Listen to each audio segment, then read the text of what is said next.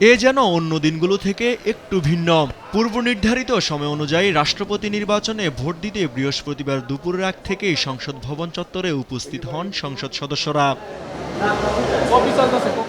একে একে সরকারি ও বিরোধী দলের সদস্যরা আসেন সংসদ অধিবেশন কক্ষে।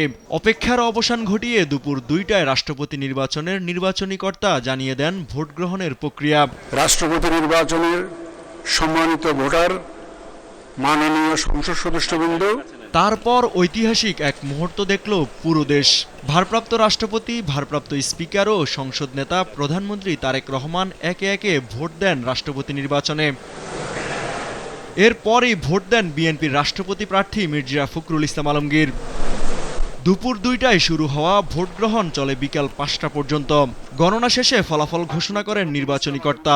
বিএনপির প্রার্থী মির্জা ফখরুল ইসলাম আলমগীর ২৫৫ ভোট পেয়ে বিজয়ী হন।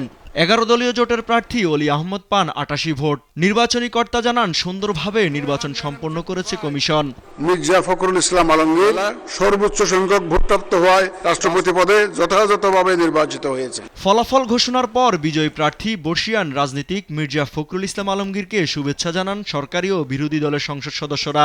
৭০-এর অনুচ্ছেদ নিয়ে অভিযোগ করেন ১১ দলীয় জোট। রাষ্ট্রপতি নির্বাচনে যেই ধরনের সংস্কার প্রস্তাবনা ঐক্যমত হয়েছিলাম সেই অনুযায়ী নির্বাচনটা হবে, কিন্তু সেই অনুযায়ী নির্বাচনটা হচ্ছে না। ফখরুল ইসলাম আলমগীর সাহেব ভোটে প্রেসিডেন্ট নির্বাচিত হয়েছেন ৭০ অনুচ্ছেদের কারণে। আমরা ওনাকে অভিনন্দন জানাই। আর সংবিধানের আলোকেই রাষ্ট্রপতি নির্বাচন হচ্ছে জানিয়ে সরকারি দল বলছে, সংবিধান সংশোধন হলে পরবর্তীতে নিজেদের মতো করে ভোট দেওয়ার সুযোগ থাকবে সংসদ সদস্যদের। আশা করি দেশের মানুষ প্রত্যাশিত গণতান্ত্রিক চর্চা দেখতে পাবে এবং এর মধ্য দিয়ে আমাদের গণতন্ত্রের আবার নতুনভাবে সূচনা হবে। বাংলাদেশে কবে সত্যিকার অর্থে প্রেসিডেন্ট নির্বাচন হয়েছে আমার মনে হয় জনগণ ভুলেই গেছে, এবং আজকে একটি নির্বাচিত সংসদে একটা প্রেসিডেন্টের নির্বাচন হচ্ছে, এটাও তো আমাদের জন্য বড় পাওয়া। মাননীয় প্রেসিডেন্টকে শপথ পড়াবেন। এখন যে স্পিকার স্পিকার পড়াবেন, যেহেতু ভারপ্রাপ্ত স্পিকার আমাদের যিনি আছেন তিনি স্পিকার দায়িত্ব পালন করছেন, তিনি শপথ পড়াবেন। শুক্রবার সন্ধ্যায় বঙ্গভবনে শপথ নেবেন নবনির্বাচিত রাষ্ট্রপতি। ভারপ্রাপ্ত স্পিকার কায়সার কামাল শপথ পড়াবেন দেশের ২৩তম রাষ্ট্রপতিকে।